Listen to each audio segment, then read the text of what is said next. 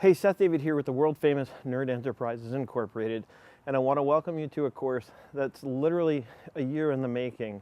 About exactly a year ago, as of the day I'm recording this and launching the course, I had a client come to me asking me to help him with his e-commerce business, and I said it's not really my thing. I don't really specialize in e-commerce. I've done real estate, I've done construction, I've done inventory-based businesses, but not e-commerce specifically. And he just kept pushing, and he said, look, I've had a whole bunch of people come in and try and help me, and nobody can seem to get it right, and I've watched you do your thing on YouTube, and I really think you're the guy. Even if you're not experienced with it, he said, I know you're smart enough, I know you can figure it out, and I'm willing to work with you to make that happen.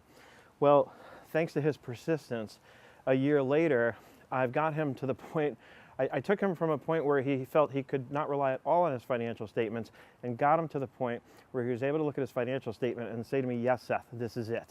This is what I've been looking for. And along the way, I've learned a ton, and I've built systems, processes around how to get this stuff done with extreme efficiency. So I've launched this course which walks you through exactly what I've learned and what I've figured out about how to get accounting for e-commerce businesses done efficiently.